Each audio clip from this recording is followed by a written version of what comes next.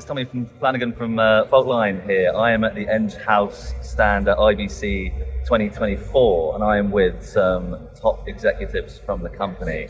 Who are you? Hi, I'm Mick McCluskey, run product management for media and entertainment solutions. And Hello, this is Madhav Malhotra. I run sales for Enghouse.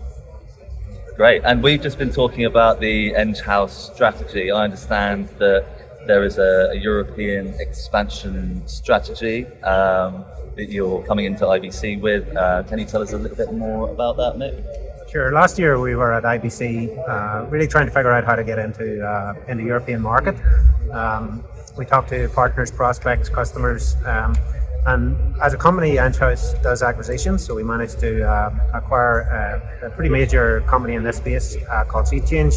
And with SeaChange, we got immediate market presence in Europe, LATAM, parts of Asia, and also significantly expanded our product footprint. So we're pretty excited to be here at IBC 2024 with a whole different perspective versus last year.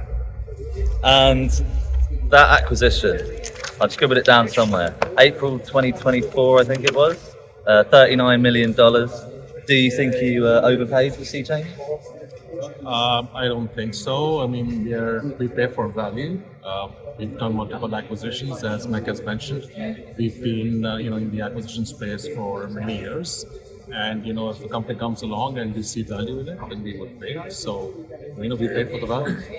Okay. And just remind our audiences what it is that SeaChange offers to the portfolio, what it brings you.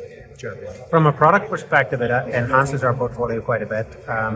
They've brought in media asset management capabilities for ingest of assets. They've brought in capabilities around ad tech, both on the legacy cable side and also on the IP side, including technologies like fast ad replacement, supplementing spot ads with dynamic ads. So a lot of capability there.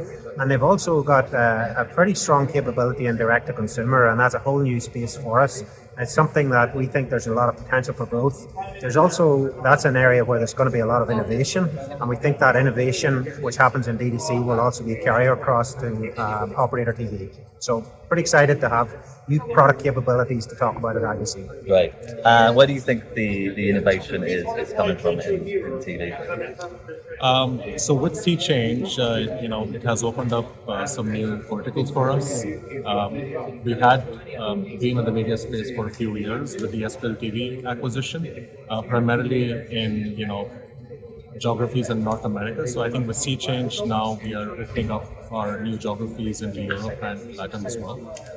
And also I think with the D2C space, this opens us networks, Enghouse networks into the direct-to-consumer space. I think that's where we would like to see some more growth and some innovation as well. Okay. And I'm going to ask you again, is there any areas that you're looking to acquire into next? Any technologies, anything that you think would fit nicely into the portfolio? What can you tease for us? I think Enghouse as a company is an acquisitive company. We generate cash and use the cash to buy companies. But as Madhav had said, we buy value. So if we see something that adds value, we'll do the acquisition. So at the minute, I can't say where exactly we would go next, but be sure that Enghouse will be continuing to acquire companies going forwards.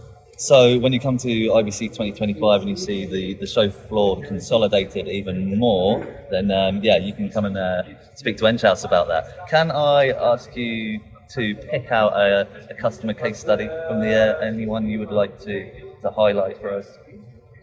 With SeaChange, anyone? We have many. I think we have some excellent customers in LATAM. Cloud Brazil is one of our leading customers. We also have Fox Media in the direct-to-consumer space for Team Mexico. So I think these two stand out a bit for us. Okay. There was a really cool case study that I covered a while ago, talking about an operator in Canada who needed an emergency replacement TV service. I think that was on the SPL side, and he managed to wildfire fires in Canada, and they needed something really quick, and he managed to get that up. I think it was 6 weeks. But that was a really unusual case study. Do you remember that one? Just once they. Yeah, I do. That one was it was a small community in northern Canada, and they had been previously fed by a satellite head end, and the company closed the satellite. The company that ran it closed it down, and somehow by miscommunication, the fact that it was being closed down wasn't properly acted on. So they came to us with a fairly emergency situation where people are going to lose TV service, and in rural communities, small communities, TV can be a lifeline for many people. So we were able to turn that up. The reason we were able to turn it up is because we have an as-a-service business. So you're absolutely right, Tommy. I mean, a lot of this stuff was done. First of all, the community itself is remote. Secondly, there were wildfires. If you remember, a couple of years ago, raging in northern Canada, people were evacuated. So it not only made the setup very complex, but it also made it very, very difficult to get physical feet on the ground. So you're right, we did that. We did that in 6 weeks.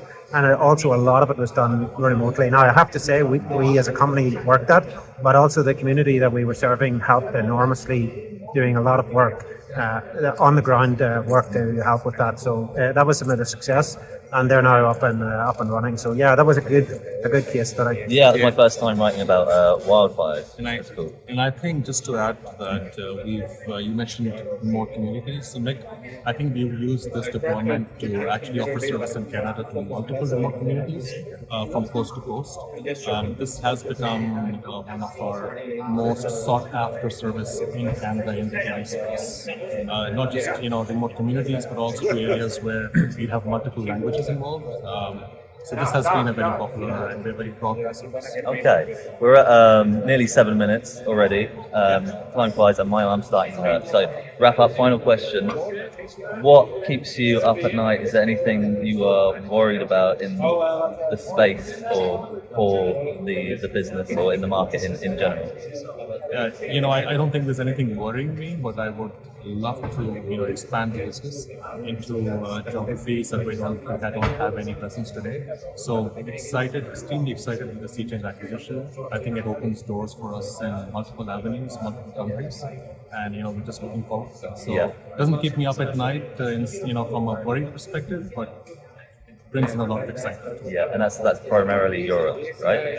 Europe, as well as the the Middle Eastern countries, as well as the Caribbean and Latin America. Okay, yeah, seeing a lot of traction in Middle East with customer announcements lately. We've not really seen that in the last few years, so definitely. Nick, same question to you. What keeps you up at night?